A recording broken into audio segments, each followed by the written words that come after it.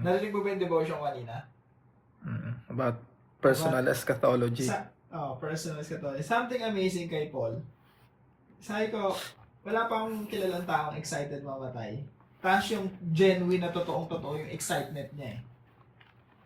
Maliban na lang kay Paul, nung sinabi niya na, to be absent from the body is to be present with the Lord. So sabi niya, mas better nang lumisan, umalis sa katawan at makapiling ang ating Panginoong Jesucristo. So merong excitement para sa kanya eh.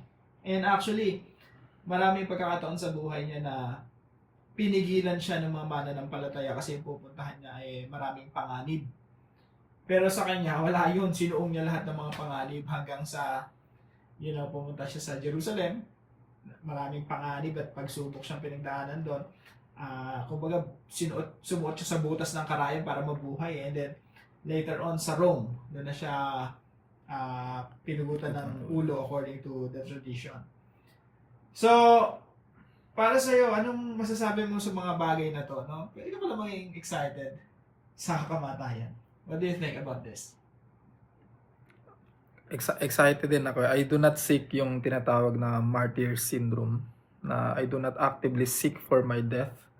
Pero, pag pinag-uusapan yung death, iba na yung perspective ko din pagdating sa death eh. Ano siya eh, part pa siya ng victory for me pag namatay ako eh.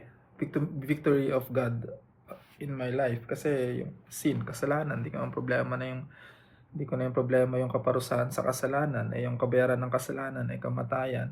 So, mamatay man ako, you look forward po talaga siya kasi I will finally be freed from this, sabi nga ni Paul, this body of sin. Ayun, so I really look forward to it. I do not seek for it actively, but I look forward when the time comes na kunin ako ng Panginoon. At yun ang masarap sa pagiging Kristiyano eh, no? Kasi yung kamatayan, walang kagandahan yan. There's no beauty in death. And death is death. It's a tragedy. Diba? Trahedya siya eh. Pero ang ating Panginoong Jesucristo, yung tragedy na yon kinuha niya.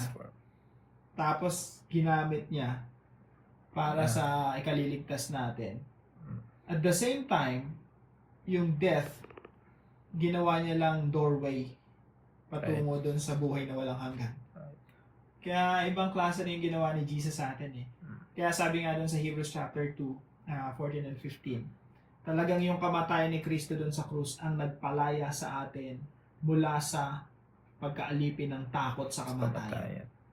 So, ako nung nabasa ko yon, sabi ko, ba't nga ba ako natatakot sa kamatayan?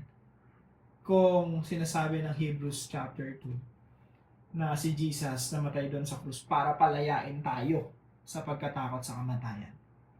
So, mga Kristiyano, sila na yung may pinakakarapatan na mabuhay sa mundo na walang takot kahit sa kamatayan. Right. Yeah. Any final words?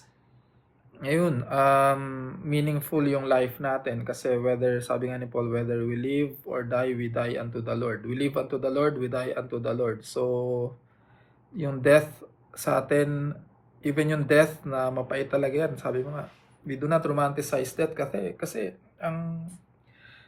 it's the end of relationships and ng lahat ng pinagpaguran mo, pinaghirapan mo. Pero because of the resurrection of Jesus Christ, even yung death natin is meaningful. So we work today while we are looking forward to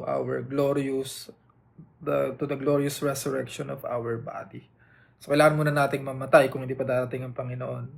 Kailangan muna nating mamatay and then our body will be resurrected. So there's nothing to fear really.